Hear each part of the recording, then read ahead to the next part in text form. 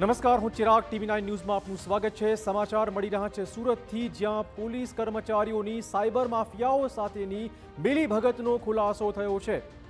કોન્સ્ટેબલની mafia પ્રતીક સાથે સંડોવણીના ખુલાસા બાદ હવે કાર્યવાહી શરૂ કરાઈ। પોલીસ કમિશનરે સંડોવણી બદલ 4 કોન્સ્ટેબલની હેડક્વાર્ટરમાં બદલી કરી। પ્રતીક વસાવાના મોબાઈલ ફોનમાંથી કોન્સ્ટેબલ સાથેના મળ્યા હતા કેટલાક વિડીયો। વધુ વાત કરવા જોડાશે અમારા સંવાદદાતા બળદેવ। બળદેવ, શું બધું અપડેટ છે? ચિરાગ, જે રીતે સુરતના ડિંડોલી વિસ્તારની અંદર થોડા દિવસ અગાઉ જે રીતે એક જે સાયબર ફ્રોડનું ચાઇનીઝ લોકો સાથેનું જે કનેક્શન હોવાની જે વાત સામે આવી તેની અંદર જે પોલીસ દ્વારા સૌથી મોટું રેકેટ હતું તે ઝડપી પાડ્યું હતું ને તેની અંદર 4 જેટલા આરોપીની પોલીસે ધરપકડ કરી હતી।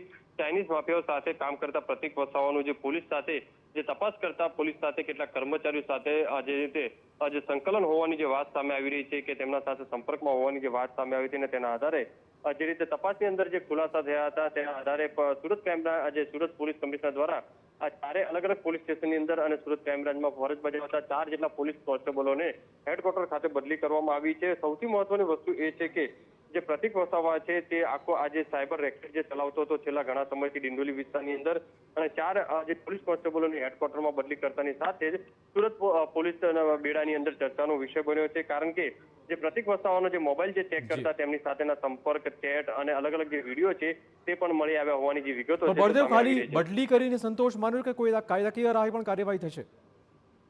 સૌપ્રથમ પ્રાથમિક તપાસની અંદર તો જે રીતે મોબાઈલની અંદર જે ચેટ આવ્યા છે અને જે વિડીયો જે સામે આવ્યા છે તેના આધારે પોલીસ કમિશનર દ્વારા 4 કોન્સ્ટેબલોની જે ટ્રાન્સફર કરી છે અને હજી પણ બીજા કેટલાક પોલીસ જે કર્મચારીઓ તેમની સાથે જે સંપર્કમાં હોવાની જે વાતો ચાલી રહી છે તે કોણ હતા, કયા સંપર્ક હતા, શું તેમની પાસે લાભ મેળવતા હતા, તમામ બાબતોની પોલીસ તપાસ કરી રહી છે અને તપાસના અંતે આમની સામે કાયદાકીય કાર્યવાહી થઈ શકે તેવી શક્યતા વ્યક્ત કરવામાં આવી રહી છે। ધન્યવાદ બળદેવ, તમામ જાણકારી બદલ। તો હાલ પૂરતી 4 કોન્સ્ટેબલની બદલી કરાઈ છે। તપાસમાં જો વધુ ખુલાસા થશે તો આ 4 કોન્સ્ટેબલ સામે કાયદાકીય રાહે પણ કાર્યવાહી કરાશે।